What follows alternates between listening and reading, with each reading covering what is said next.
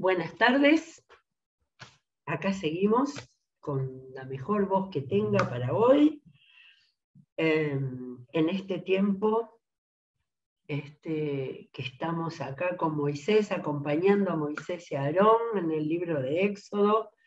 Ya vamos por el tercer tema y ya estamos metidos en las plagas de Egipto. Quizás me hizo mal a la salud también estar en este tiempo tan complicado de la Biblia. Pero bueno, empecé la lectura así un poco con esa cosa que uno dice, ya lo conozco tanto este tema, ya lo hemos leído tantas veces, y sin embargo es la lectura cuidadosa, es muy interesante qué diferente fue la presentación de las plagas. No sé el orden, nunca leí nada de por qué ese orden de las plagas, ¿no? Pero sí lo que fue diferente es los encontronazos de Moisés y Aarón con el faraón, y tan fuerte la forma en que el Señor está dando instrucciones. O sea, en estas escenas tan tremendas, porque creemos que esto sucedió realmente, en los personajes, en los protagonistas, hay un montón de actitudes, hasta de experiencias por parte de Moisés y Aarón, que estaban enfrentando al poderosísimo faraón de Egipto, que no tenía nada que ver con los israelitas, ni con la historia pasada, ni sabemos si él sabía algo de José y lo que había significado años atrás, ¿sí?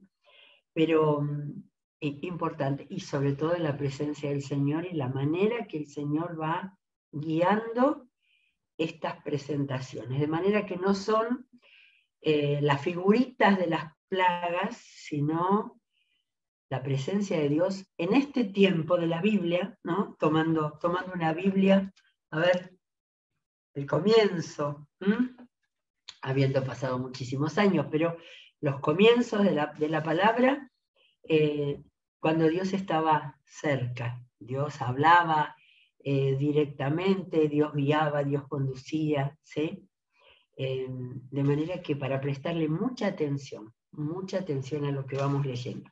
Estamos en el capítulo 8, ya pasó la primera plaga, la plaga de sangre, muy impresionante, no había agua para beber, todo el Nilo estaba rojo, ¿sí?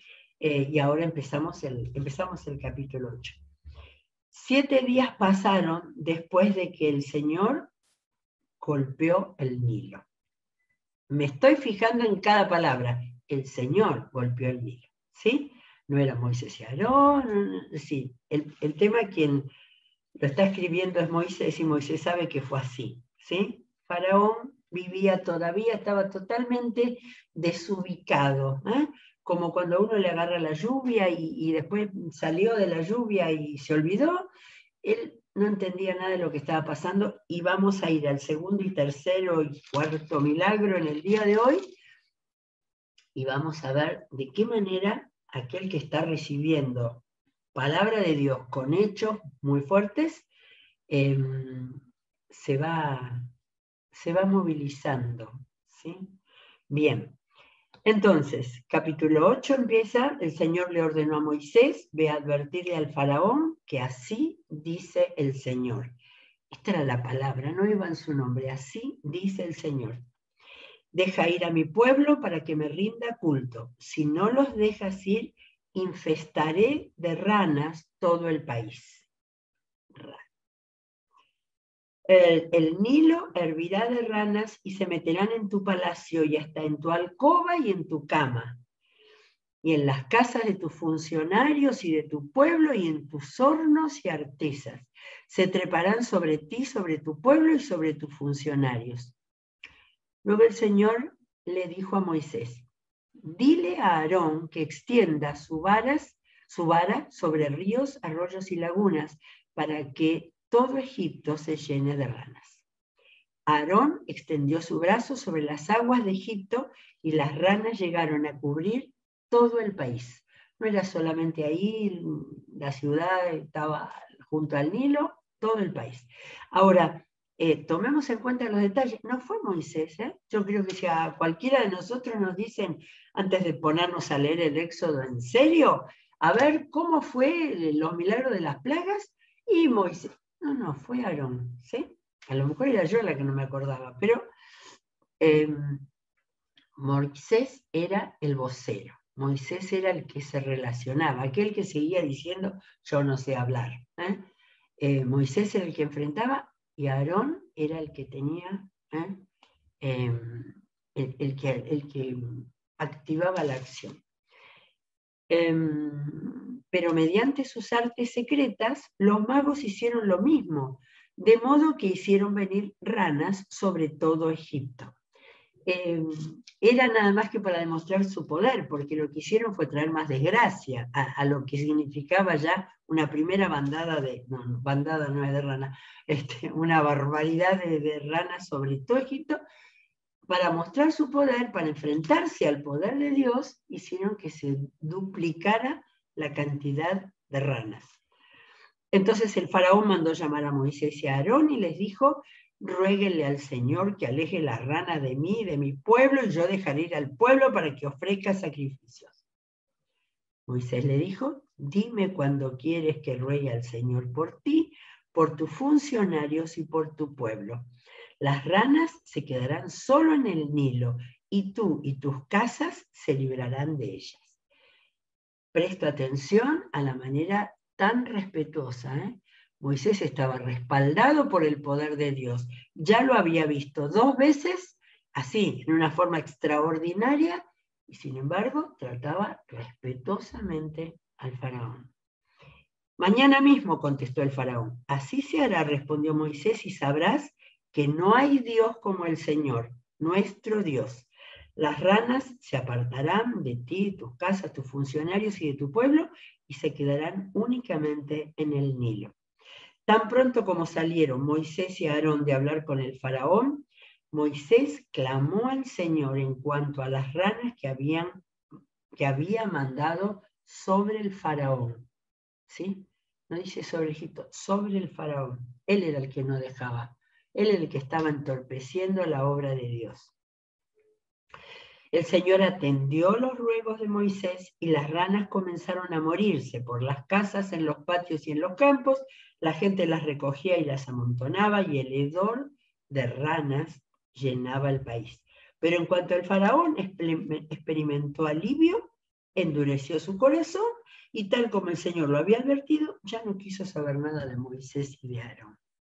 No sé si nos hace recordar las actitudes de algunas personas. Versículo 16, nueva plaga. El Señor le ordenó a Moisés que le dijera a Aarón, extiende tu vara y golpea el suelo para que en todo Egipto el polvo se convierta en mosquitos. Así lo hizo. Acá no hubo ninguna entrevista principal, ningún anuncio, nada, directamente. Y Aarón extendió su brazo y golpeó el suelo con la vara y del polvo salieron mosquitos que picaban a hombres y animales. En todo Egipto el polvo se convirtió en mosquitos. Los magos, recurriendo a sus artes secretas, trataron también de producir mosquitos. Ellos estaban tratando de defender su prestigio, que querían el mal reproducirlo, pero no pudieron. No pudieron. Solamente habían podido al comienzo, donde desplegaron sus artes mágicas. Aarón y Moisés no eran magos, eran enviados del Señor para mostrar juicio de Dios. No pudieron. Mientras tanto, los mosquitos picaban a hombres y animales. En todo esto anda la mano de Dios. Simbólicamente, no hay duda, los magos no tenían idea quién era Jehová el Señor, el yo soy. En todo esto anda la mano de Dios, admitieron los magos ante el faraón, pero éste había endurecido su corazón, así que no les hizo caso, tal como el Señor les había advertido. 20. Vamos, 1, 2, 3.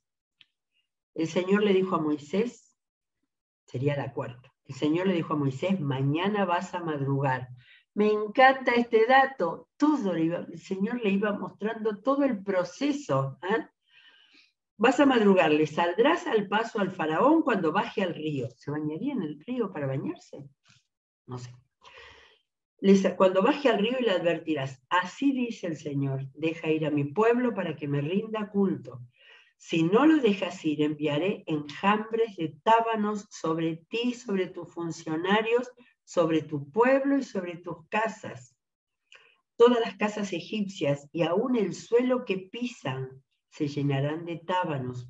Cuando esto suceda, la única región donde no habrá tábanos será la de Gosén, porque allí vive mi pueblo. Así sabrás que yo, el Señor, acá estaba diciendo esa frase que también se lee, yo soy el que soy, estoy en este país. Haré distinción entre mi pueblo y tu pueblo. Hasta ahora, ni con la sangre, ni con las ranas, ni con los mosquitos el Señor se había manifestado de esa manera tan fuerte. Esta señal milagrosa tendrá lugar mañana. De manera que lo hizo levantar temprano, él lo encontró al faraón antes de meterse en el Nilo, y anunció para el día siguiente. O sea, tuvo el faraón el tiempo de...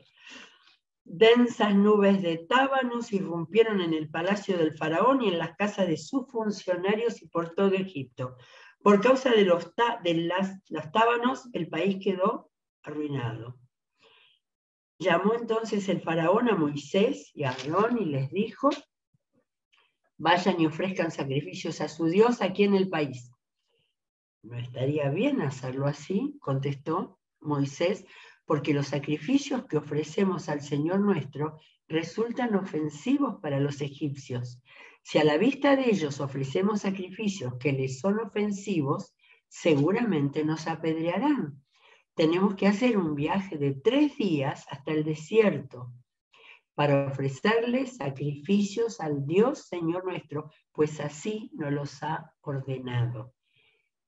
Obediencia y me sigue impresionando la manera respetuosa y explicando.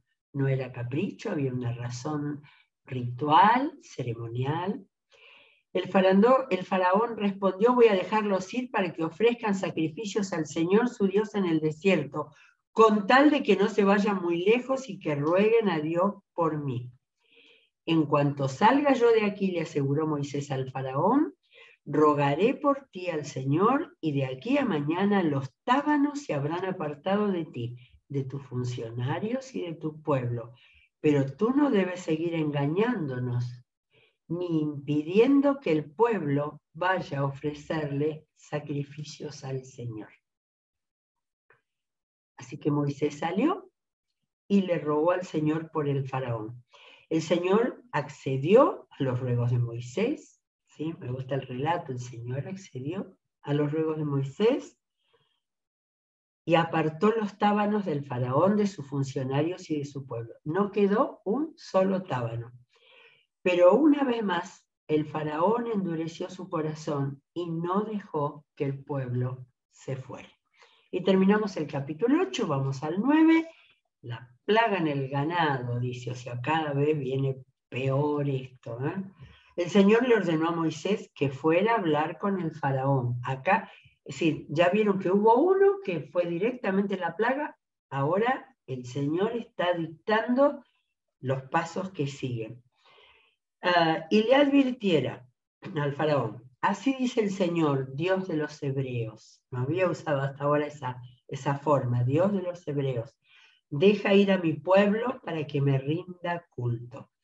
Yo no sé si ayer me acordé de ese antiquísimo negro espiritual que cantaban los negros en Estados Unidos en el tiempo de la esclavitud, y que acá en los comienzos de nuestra iglesia lo cantábamos en los campamentos, deja mi pueblo ir.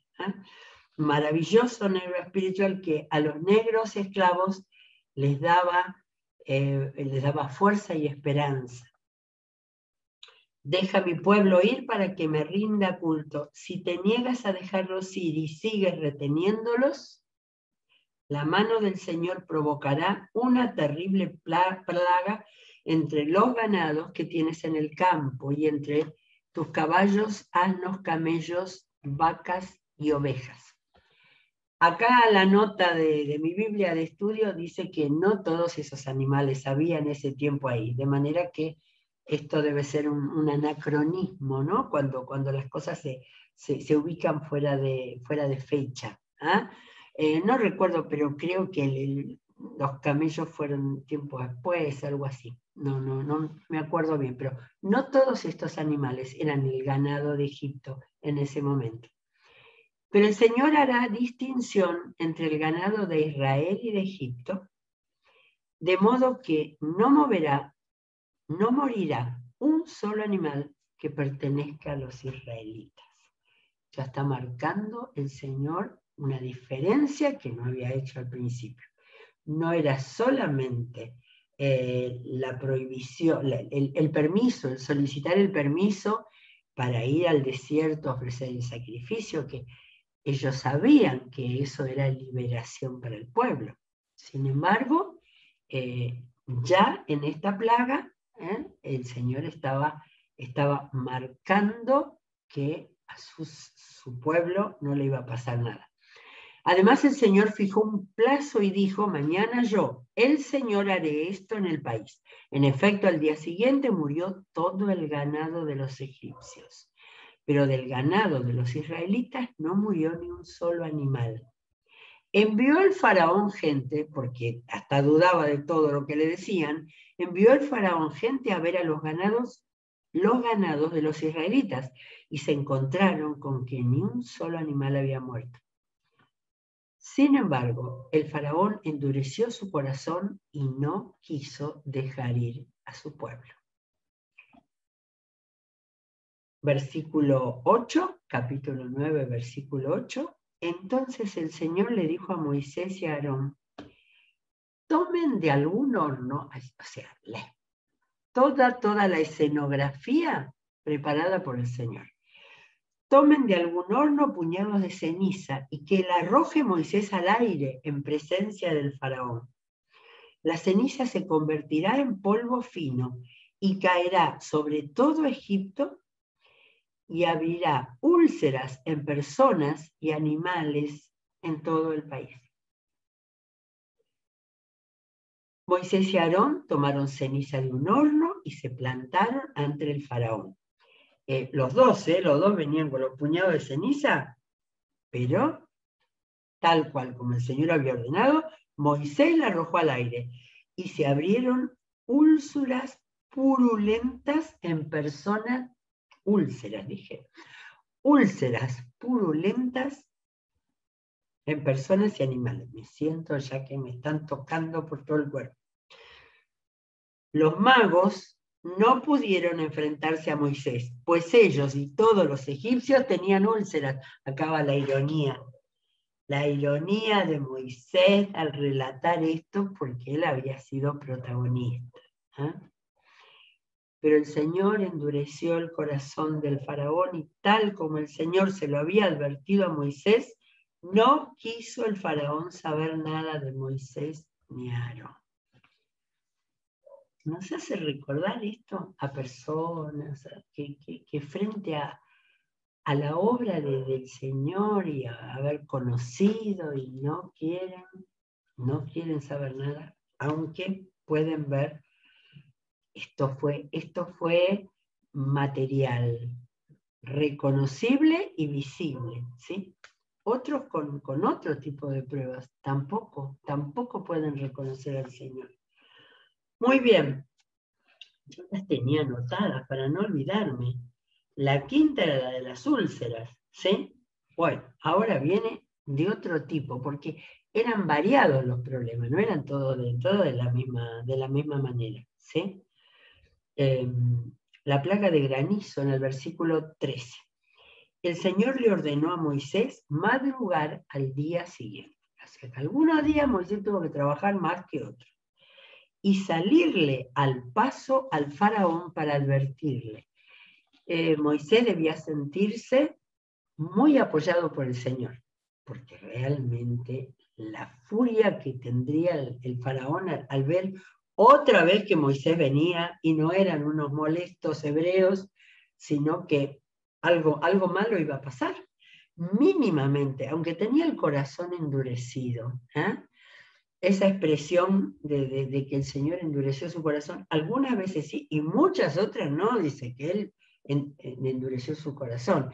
Era una manera, ¿no? Lo que pasa es que el Señor sabía lo que iba a pasar, y ese endurecer su corazón era la forma más clara, es una metáfora, ¿no? Porque no era que el corazón se hizo de piedra. Simbólicamente ese corazón como de piedra no podía ver que ese pueblo esclavo, ignorante que tenía ahí en la tierra de Gosén, estaba respaldado por un Dios poderosísimo, que le estaba, sin más ni más, ofreciendo pruebas tremendas de daño contra su país. No le debía pasar nada a él en carne propia.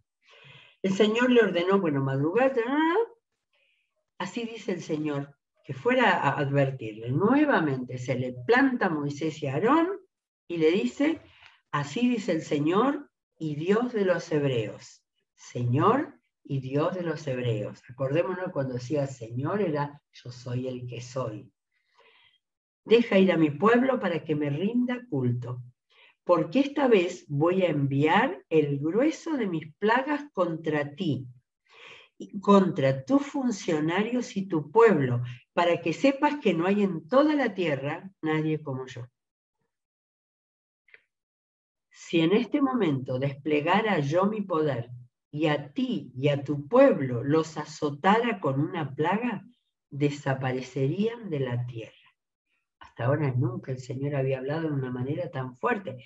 Estaba Moisés hablando, Estaba Moisés, pero Moisés decía, así dice el Señor. Pero te he dejado con vida precisamente para mostrarte mi poder y para que mi nombre sea proclamado en toda la tierra. Tú, sin embargo, sigues enfrentándote a mi pueblo y no quieres dejarlo ir. Por eso, mañana, a esta hora, enviaré la peor granizada que haya caído en Egipto desde su fundación. Ordena inmediatamente que se pongan bajo el techo tus ganados y todo lo que tengas en el campo, lo mismo personas que animales, porque el granizo caerá sobre los que anden al aire libre y los matará. Algunos funcionarios del faraón temieron la palabra del Señor y se apresuraron a poner bajo techo a sus esclavos y ganado. Menos mal que reconocían a los esclavos, ¿no? Tanto como más o menos lo debían considerar. Acá hay una pregunta, ¿había quedado ganado? No sabemos, no hay indicación. Estos son relatos muy escuetos, ¿no es cierto? Pero esto quedó en la palabra del Señor. Pero otros funcionarios no hicieron caso de la palabra de Dios y dejaron en el campo a esclavos y ganado. Lo mismo, era lo mismo los esclavos que los ganados. Entonces el Señor le dijo a Moisés, levanta los brazos al cielo para que en todo Egipto caiga granizo sobre la gente y los animales y sobre todo lo que crece en el campo. Ahí actuó Moisés, ¿sí? Acá no fue Aarón, acá fue Moisés. Levantó su vara hacia el cielo y el Señor hizo que cayera granizo sobre todo Egipto. Envió truenos, granizo y rayos sobre toda la tierra. Todos sabemos lo que asusta y tremendo que es una tormenta de este tipo, con los tres componentes. Llovió, granizó y con el granizo caían rayos cizagueantes. Nunca en toda la historia de Egipto como nación hubo una tormenta peor que esta.